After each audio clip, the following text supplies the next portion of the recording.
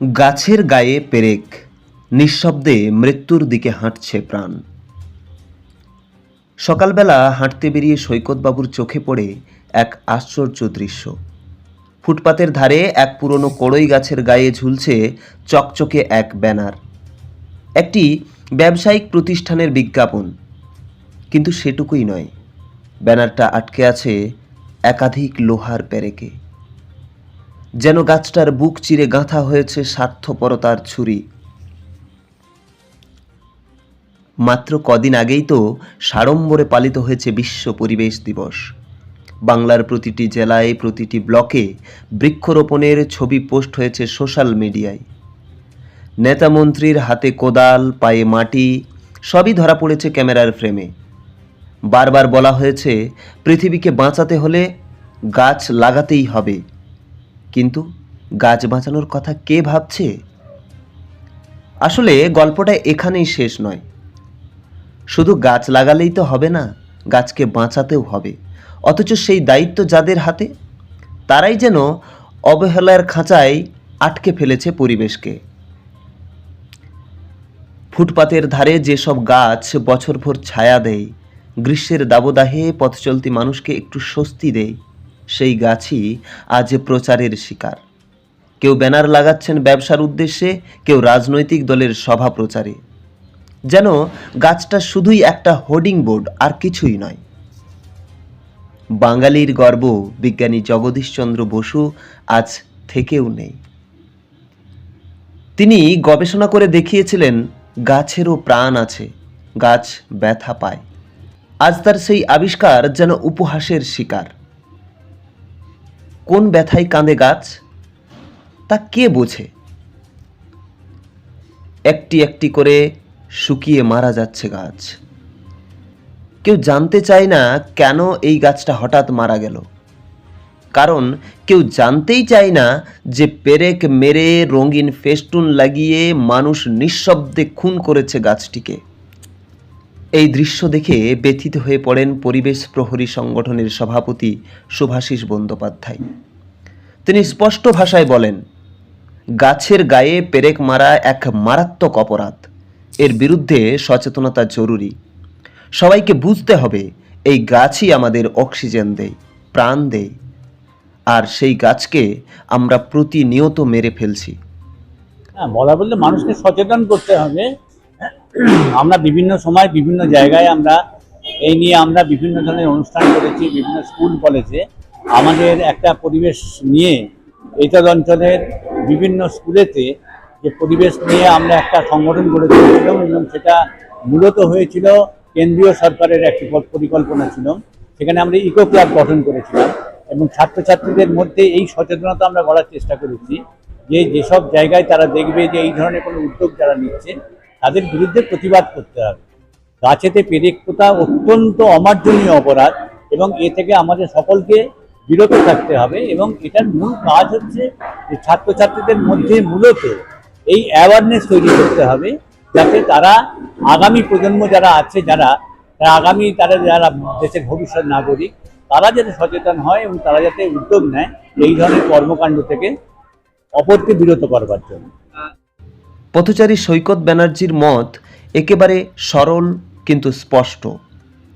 প্রশাসন আর স্বেচ্ছাসেবী সংগঠন যদি একটু নজর দেয়, এই অপরাধ বন্ধ হতে পারে। গাছে বিজ্ঞাপন দেওয়া বন্ধ হোক, গাছের গায়ে পেরেক নয়, বরং ভালোবাসা লাগুক। এটা একটা খুব আপনি একদম বাস্তব পরিস্থিতি তুলে ধরেছেন যে আজকের এই সময়কালে দাঁড়িয়ে যে সমস্ত খুব সস্তায় যে বিজ্ঞাপন, রাস্তার ধারে যে গাছগুলো আছে সেই গাছগুলোকে তার উপরে বিভিন্ন ফ্লেক্স বোর্ড লাগিয়ে দিয়ে, ব্যানার লাগিয়ে সেখানে পেরেক মেরে গাছগুলোকে 12টা বাজিয়ে দিচ্ছে। আমরা জানি গাছের প্রাণ আছে, আমরা প্রতিনিয়ত ভাবি যে এই রাস্তা যাতায়াতের সময় আমরাও এটা লক্ষ্য করেছি।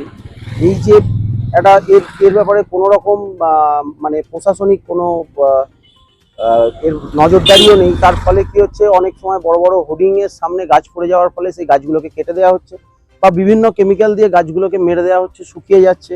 এরকম ঘটনাও আমরা দেখতে পাচ্ছি। তো আপনাদের যেই উদ্যোগ, এটা সত্যিই সাধুবাদ জানাচ্ছি যে আপনারা এই সময়কালে দাঁড়িয়ে, কদিন আগে বিশ্ব পরিবেশ দিবস গেল, এই যে আপনারা যে উদ্যোগ নিয়েছেন যে পরিবেশকে সবুজ করে তুলতে যে উদ্যোগ আপনারা নিয়েছেন তার জন্য আপনাদেরও সাধুবাদ জানাই। এবং আমি একজন সাধারণ মানুষ হিসাবেও প্রতিটা মানুষের কাছে আহ্বান জানাবো যে আপনারা যদি দেখেন এরকম গাছেতে বিজ্ঞাপন লাগাচ্ছে, সেই সমস্ত বিজ্ঞাপন সংস্থাদেরকে সরাসরি ফোন করে তাদেরকে বলুন যে আপনারা গাছগুলোকে এইভাবে নষ্ট করবেন না, এইভাবে গাছ নষ্ট করে গাছের শেষ ধ্বংস করবেন না, পরিবেশকে ধ্বংস করবেন না।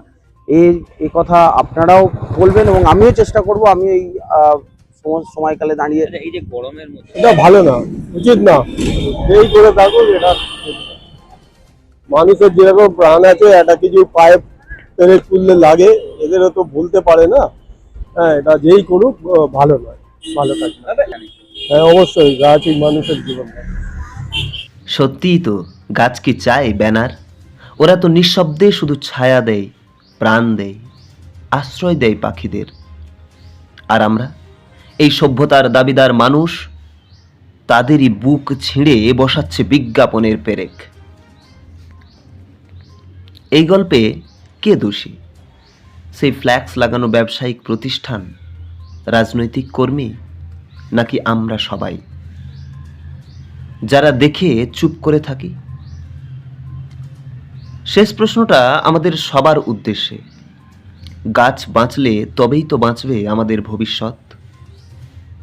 এইখানেই থামলে চলবে না। সচেতনতা হোক, প্রতিবাদ হোক, আর যেন না মারি গাছের প্রাণ। ব্যানারের পেরেক নয়, গাছের গায়ে লাগুক কেবল নিঃশব্দ ভালোবাসার ছোঁয়া। হাওড়া থেকে মণিশঙ্কর বিশ্বাসের রিপোর্ট, রূপসী বাংলা মিডিয়া। পুরুলিয়ায় পাত্রপাত্রী যোগাযোগের একমাত্র বিশ্বস্ত প্রতিষ্ঠান বিবাহ পরিচয়। আপনার মনের মতো জীবনসঙ্গী খুঁজতে আপনার পাশে রয়েছে বিবাহ পরিচয়। তাই আর দেরি না করে আজই যোগাযোগ করুন বিবাহ পরিচয়, municipality commercial complex, 2nd floor, Chaibasa road, opposite PWD office, Purulia. Mobile নম্বর 9232440272 অথবা 8370970472। পুরুলিয়া শহরে এখন স্বল্প খরচে উন্নত ও অত্যাধুনিক চিকিৎসা পরিষেবা বর্ধমান হসপিটালে। এখানে general, laparoscopic, gynaecologist, paediatrician, anaesthetist, general physician, orthopaedic সহ বিভিন্ন রোগের অভিজ্ঞ ডাক্তারবাবুরা নিয়মিত রোগী দেখছেন। এছাড়াও 24 ঘন্টা বিনামূল্যে অ্যাম্বুলেন্স পরিষেবা রয়েছে, স্বাস্থ্যসাথীর সুবিধাও। যোগাযোগ করুন বর্ধমান হসপিটাল, রাঁচি রোড, সৈনিক স্কুলের নিকটে। মোবাইল নাম্বার 8918968624 এই নাম্বারে।